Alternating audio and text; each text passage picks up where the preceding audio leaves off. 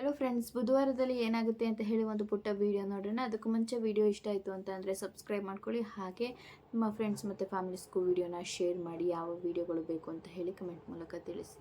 So ಮೊದಲನೇದಾಗಿ ಕುಸುಮ tailoring ಮಿಷಿನಿಗೆ oil ಎಲ್ಲ ಹಾಕ್ಬಿಟ್ಟು ರಿಪೇರಿ ಮಾಡ್ಕೋತಾ ಇರ್ತಾರೆ. ಅದೇ ಟೈಮಿಗೆ ಕಾಮತ್ತವರು ಫೋನ್ ಮಾಡಿಬಿಟ್ಟು ಹಲೋ ಕುಸುಮಮ್ಮ ಅಂತ ಹೇಳಿದಾಗ ಕಾಮತ್ತವರು ಹೇಳಿ ಏನಾಯಿತು ಅಂತ ಹೇಳಿ ಕೇಳ್ತಾರೆ.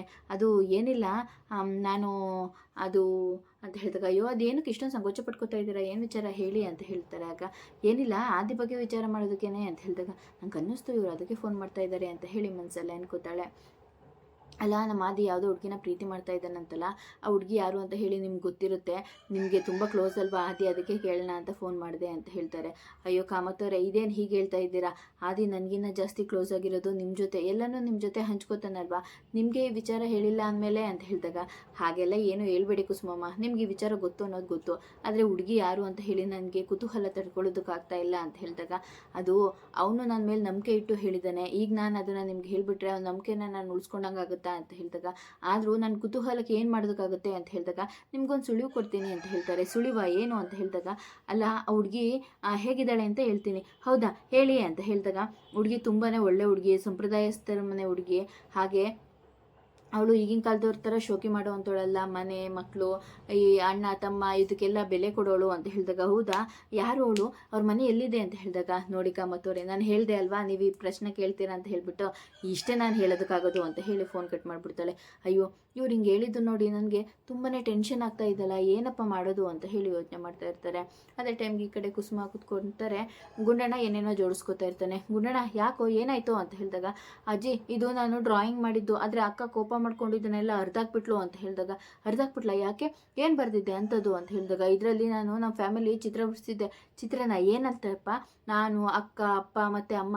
ಅಪ್ಪ ನಿಂಗೆ ಅಪ್ಪ ಅಂದರೆ ಇಷ್ಟ ಇಲ್ಲ ಅಲ್ವೇನೋ ಅಂತ ಹೇಳಿದಾಗ ಹೌದು ನನಗೆ ಅಪ್ಪ ಅಂದರೆ ಇಷ್ಟ ಇಲ್ಲ, ಆದರೆ ನಾನು ಹೊಸ ಅಪ್ಪನ ಬಿಡಿಸಿದ್ದು ಅಂತ ಹೇಳಿದಾಗ ಹೊಸ ಅಪ್ಪ ಯಾರ ಬಗ್ಗೆ ಹೇಳ್ತಾ ಇದೆಯಾ, ಆದಿ ಬಗ್ಗೆನಾ ಅಂತ ಹೇಳಿದಾಗ ಹೌದು ಅಜ್ಜಿ, ಅದಕ್ಕೆ ಅಕ್ಕ ಕೋಪ ಮಾಡ್ಕೊಂಡು ಅರ್ಧಾಕ್ಬಿಟ್ಲು ಅಂತ ಹೇಳಿದಾಗ ನಿನಗೆ ಆದಿ ಅಂದರೆ ತುಂಬ ಇಷ್ಟನಾ ಅಂತ ಹೇಳಿದಾಗ ಹೌದಜ್ಜಿ, ನನಗೆ ಆದಿ ಅಂಕಲ್ ಅಂದರೆ ತುಂಬಾ ಇಷ್ಟ, ನನಗೆ ಅಪ್ಪ ಅಂತ ಇದ್ದರೆ ಅಂಥವರೇ ಇರಬೇಕು, ಯಾವಾಗಲೂ ಅಮ್ಮಂಗೆ ಎಷ್ಟು ಕೇರ್ ಮಾಡ್ತಾರೆ, ಎಷ್ಟು ಚೆನ್ನಾಗಿ ನೋಡ್ಕೋತಾರೆ, ಏನಾದರೂ ತೊಂದರೆ ಆದ್ರೂ ಕೂಡ ಹೆಲ್ಪ್ ಮಾಡ್ತಾರೆ, ಯಾವಾಗಲೂ ಜೊತೆಗೆ ಇರ್ತಾರೆ, ತಾಂಡವಪ್ಪನ ಥರ ಯಾವಾಗಲೂ ಕೂಡ ಅಮ್ಮನ ಬೈಯಲ್ಲ ಹೊಡಿಯಲ್ಲ ಅಂತ ಹೇಳಿ ಹೇಳ್ತಾ ಇರ್ತಾರೆ. ಆಗ ಗುಡ್ ಬಂಗಾರಿ ಹೋಗಲ್ಲಿ ತಾತ ಇದ್ದಾರಲ್ಲ ಅವ್ರ ಹತ್ರ ಹೋಗಿ ಅವ್ರು ಹೆಲ್ಪ್ಸ್ ಮಾಡ್ತಾರೆ, ನಿನಗೆ ಬೇಗ ಮುಗಿಸ್ಬೋದು ಅಂತ ಹೇಳ್ತಾರೆ. ಸರಿ ಆಯಿತು ಅಂತ ಹೇಳಿ ಅವನು ಕೂಡ ಅಲ್ಲಿಂದ ಹೊರಡ್ತಾನೆ.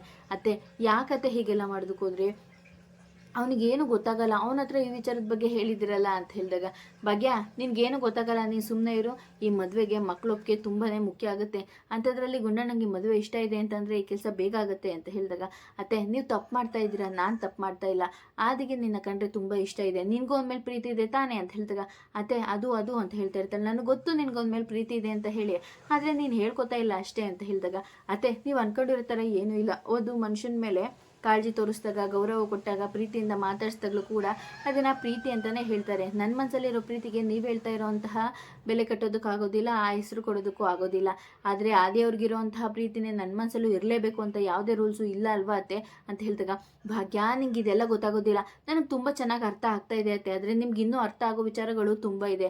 ನನಗಿದು ಮದುವೆ ಅಂತ ಅಂದರೆ ಒಪ್ಕೋಬೋದು, ಆದರೆ ಆದಿಯವ್ರ ಜೀವನದಲ್ಲಿ ಇದು ನಮ್ಮ ಮದುವೆ ಅಂದಾಗ ಅವ್ರ ಬಗ್ಗೆ ಜನಗಳು ತಪ್ಪಾಗಿ ಮಾತಾಡ್ಕೋತಾರೆ. ಭಾಗ್ಯ ಅದು ಹಾಗಲ್ಲ, ಏನು ಬೇಡ ಅತ್ತೆ, ಏನು ಮಾತಾಡಬೇಡಿ ಅಂತ ಹೇಳಿ ಅಲ್ಲಿಂದ ಹೊರಟೋಗ್ಬಿಡ್ತಾಳೆ. ಅಯ್ಯೋ ಇವಳು ಹೆಂಗಪ್ಪ ಅರ್ಥ ಮಾಡಿಸೋದು ಅಂತ ಹೇಳಿ ಅನ್ಕೋತಾ ಇರ್ತಾರೆ.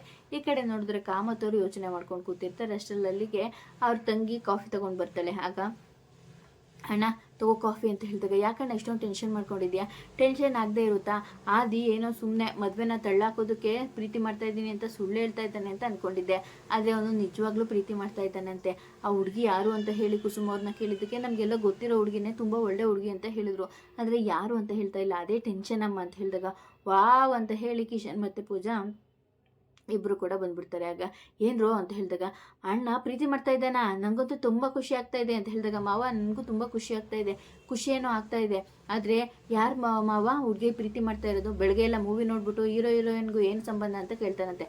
ಬಾಯಿ ಮುಚ್ಕೊಂಡಿದ್ರೆ ಅಪ್ಪ ಹೇಳ್ತಾ ಇಲ್ವಾ ಹುಡುಗಿ ಯಾರು ಅಂತ ಗೊತ್ತಾಗ್ಲಿಲ್ಲ ಅಂತ ಹೇಳ್ಬಿಟ್ಟು ಹೌದಪ್ಪ ಯಾರು ಅಂತ ಗೊತ್ತಾಗ್ತಾನೆ ಇಲ್ಲ, ಅದೇ ಒಂದು ಟೆನ್ಷನ್ನು ಅಂತ ಹೇಳಿದಾಗ ಅಪ್ಪ ನೀನು ಇದ್ರ ಬಗ್ಗೆ ಏನೂ ಯೋಚನೆ ಮಾಡಬೇಡ, ನಾನಿದ್ದೀನಲ್ವಾ, ನಾನು ಅದನ್ನೆಲ್ಲ ಕಂಡುಹಿಡಿತೀನಿ, ಯೂತ್ಸಪ್ಪ ನಾವು ಅಂತ ಹೇಳ್ತಾನೆ. ಯೂತ್ಸು ಅಂತ ಅಂದರೆ ಅಂತ ಹೇಳಿದಾಗ ನಿಮ್ಗಿನ್ನ ಹೊಸಬ್ರು ಅಂತ ಕಣಪ್ಪ, ಅಣ್ಣನಾದರೆ ಈ ವಿಚಾರದ ಬಗ್ಗೆ ನಾನು ಬಾಯಿ ಬಿಡಿಸ್ತೀನಿ ಅಂತ ಹೇಳ್ತಾ ಇರ್ತಾನೆ. ಹೌದಾ, ಸರಿ ಅದೇನು ಮಾಡ್ತೀಯೋ ಮಾಡು, ಆದರೆ ಬೇಗ ಹೇಳು ಅಂತ ಹೇಳ್ತಾರೆ. ಸರಿ ಆಯಿತು ಅಂತ ಹೇಳಿ ಅವರಿಬ್ಬರು ಅಲ್ಲಿಂದ ಹೊರಟ್ಬಿಡ್ತಾರೆ. ಇದಾದ್ಮೇಲೆ ಈ ಕಡೆ ತನ್ವಿ ಮಲ್ಕೊಂಡಿರ್ತಾಳೆ. ರಾತ್ರಿ ಹೊತ್ತಲ್ಲಿ ಬಾಗಿಲು ಬಂದು ಬಡ್ದಂಗೆ ಸೌಂಡ್ ಕೇಳಿಸುತ್ತೆ. ಸರಿ ಅಂತ ಹೋಗಿ ಬಾಗಿಲು ತೆಗೆದ್ರೆ ಶ್ರೇಷ್ಠ ಪೊಲೀಸ್ನ ಕರ್ಕೊಂಡು ಬಂದಿರ್ತಾಳೆ. ಇದಕ್ಕೆಲ್ಲ ಕಾರಣ ಇವರೇ ಸರ್, ಇವರೇ. ಇವಾಗ ನಿನಗೆ ನೆಮ್ಮದಿ ಆಯಿತು ಅಲ್ವಾ, ನನ್ನ ಗಂಡನ್ನೇ ಇಲ್ಲ ಅನ್ನೋ ಥರ ಮಾಡ್ಬಿಟ್ಟಿಯಲ್ಲೇ ಅಂತ ಹೇಳ್ತಾ ಇರ್ತಾರೆ. ಏನಾಯಿತು ಅಂತ ಹೇಳಿದಾಗ, ಜೈಲಲ್ಲಿ ಅವರು ಎತ್ನೋಟ್ ಬರ್ದಿಟ್ಬಿಟ್ಟು ಹೋಗ್ಬಿಟ್ಟಿದ್ದಾರೆ ಅಂತ ಹೇಳಿದಾಗ ಇವಳು ತನ್ವಿಗೆ ತುಂಬಾ ಭಯ ಆಗಿ ಅಮ್ಮ ಅಂತ ಹೇಳಿ ಕೂತ್ಕೋತಾಳೆ. ಆಗ ಸುನಂದ ಬರ್ತಾರೆ. ತನ್ವಿ, ಯಾಕೆ ತನ್ವಿ ಏನಾಯಿತು, ಯಾಕೆ ಇಷ್ಟು ಜೋರಾಗಿ ಕಿರ್ಚ್ಕೊಂಡೆ ಅಂತ ಹೇಳಿ ಕೇಳ್ತಾರೆ. ಆಗ ಅಜ್ಜಿ, ಪಾಪಂಗೆ ಏನೋ ಆಗ್ಬಿಡುತ್ತೆ ಅಂತ ಭಯ ಆಗ್ತಾ ಇದೆ, ಅವ್ರ ಬಗ್ಗೆನೇ ಯೋಚನೆ ಜಾಸ್ತಿ, ನೆನಪು ಅವ್ರ ಬಗ್ಗೆನೇ ಆಗ್ತಾ ಇದೆ, ಕೆಟ್ಟ ಕನ್ಸುಗಳೆಲ್ಲ ಬೀಳ್ತಾ ಇದೆ ಅಜ್ಜಿ ಅಂತ ಹೇಳಿದಾಗ, ನೀನೇನು ಭಯ ಪಟ್ಕೋಬೇಡ, ಹೇಗಾದರೂ ಮಾಡಿ ಪಪ್ಪನ ಹೊರಗಡೆ ಕರ್ಕೊಂಡು ಬರಬೇಕು, ಇಲ್ಲಾಂದರೆ ಯಾವುದು ಸರಿಯಾಗಲ್ಲ ಆಂಟಿ ಅಜ್ಜಿ ಅಂತ ಹೇಳಿದಾಗ, ಇದಕ್ಕೆಲ್ಲ ಒಂದು ಕೆಲಸ ಮಾಡಬೇಕು. ಏನು ಕೆಲಸ? ಪಪ್ಪಂಗೋಸ್ಕರ ನಾನು ಏನು ಬೇಕಿದ್ರೂ ಮಾಡ್ತೀನಿ, ಏನು ಮಾಡಬೇಕು ಹೇಳಜ್ಜಿ ಅಂತ ಹೇಳಿದಾಗ, ಸರಿ ಆಯಿತು ಅಂತ ಹೇಳಿ ಸುನಂದ ಅವಳಿಗೆಲ್ಲ ಪ್ಲ್ಯಾನ್ ಹೇಳ್ಕೊಡ್ತಾ ಇರ್ತಾಳೆ. ಈ ಕಡೆ ನೋಡಿದ್ರೆ ಆದಿ ಕೆಲಸ ಮಾಡ್ಕೊಂಡು ಕೂತಿರ್ತಾನೆ. ಪೂಜಾ ಮತ್ತು ಕಿಶನ್ ಇಬ್ಬರು ಕೂಡ ಅಣ್ಣ ಭಾವ ಅನ್ಕೊಂಡು ಬರ್ತಾರೆ. ಏನು ಅಂತ ಹೇಳಿದಾಗ, ಭಾವ ನಮ್ಮಿಬ್ಬರಿಗೂ ತುಂಬ ಬೋರ್ ಆಗ್ತಿತ್ತು. ಓ, ನೀವಿಬ್ಬರಿಗೂ ಬೋರ್ ಆದಾಗ ನಾನು ನೆನಪಾಗ್ತೀನಾ ಅಂತ ಹೇಳಿದಾಗ, ಅದು ಹಾಗಲ್ಲ ಅಂತ ಹೇಳ್ತಾಳೆ. ಮತ್ತು ಹೇಗೆ ಅದು, ನಾವು ನಿಮ್ಮ ಜೊತೆ ಗೇಮ್ ಆಡೋದಕ್ಕೆ ಅಂತ ಬಂದ್ವಿ ಅಂತ ಹೇಳ್ತಾಳೆ. ಗೇಮಾ? ಏನು ಗೇಮು? ಟ್ರೂತ್ ಆ್ಯಂಡ್ ಡೇರು ಅಂತ ಹೇಳಿದಾಗ, ಓ ಟ್ರೂತ್ ಆ್ಯಂಡ್ ಡೇರಾ, ಅಯ್ಯೋ ಪೂಜಾ ಕಿಶನ್ ನಂಗೆ ತುಂಬ ಕೆಲಸ ಇದೆ ಇವಾಗ ಆಗಲ್ವಲ್ಲ ಅಂತ ಹೇಳಿದಾಗ, ಅಣ್ಣ ಹಾಗಿದ್ರೆ ನೀನು ನಮ್ಮ ಜೊತೆ ಗೇಮ್ ಆಡಲ್ವಾ ಬಾಬಾ? ಸರಿ ಆಯಿತು ಬಿಡಿ, ನಾವು ಹೋಗ್ತೀವಿ ಬಾ ಕಿಶನ್, ನನಗಂತೂ ತುಂಬ ಬೇಜಾರಾಗ್ತಾ ಇದೆ ಅಂತ ಹೇಳಿದಾಗ, ನಿಂತ್ಕೊಳ್ಳಿ ಈಗೇನು ಗೇಮ್ ಆಡಬೇಕಲ್ವಾ, ಸರಿ ಆಡೋಣ ಅಂತ ಹೇಳಿದಾಗ, ಸರಿ ಬಾಬಾ ಒಂದೇ ಒಂದು ನಿಮಿಷ ಅಂತ ಹೋಗಿ ಬಾಟಲ್ನ ತೊಗೊಂಡು ಬರ್ತಾಳೆ. ಎಲ್ಲರೂ ಕೂಡ ಅಲ್ಲೇ ಕೆಳಗಡೆ ಕೂತ್ಕೊಂಡು ಆಡೋಕ್ಕೆ ಶುರು ಮಾಡ್ತಾರೆ. ಮೊದಲನೇ ಸಲ ಕಿಶನಿಗೆ ಬೀಳುತ್ತೆ, ಹುಡುಗಿ ಥರ ನಡೆಯೋದಕ್ಕೂ ಹೇಳ್ತಾನೆ. ಇನ್ನು ಎರಡನೇ ಸಲ ಪೂಜೆಗೆ ಬೀಳುತ್ತೆ, ಆವಾಗ ಅವಳಿಗೆ ಒಂದು ಜಗ್ಗು ತುಂಬ ನೀರು ಕುಡಿಯೋದಕ್ಕೆ ಹೇಳ್ತಾರೆ. ಹಾಗೆ ಮುಂದಿನ ವಿಡಿಯೋದಲ್ಲಿ ಇನ್ನೊಂದು ಸಲ ಆದಿಗೆ ಬಿದ್ದಿರುತ್ತೆ. ಆಗ ಬಾವಾ, ನೀವು ಯಾರು ಟ್ರೂತ್ ಹೇಳ್ತೀರಾ ಡೇರ್ ಹೇಳ್ತೀರಾ ಅಂತ ಹೇಳಿದಾಗ, ಟ್ರೂತ್ ಅಂತ ಹೇಳ್ತಾನೆ.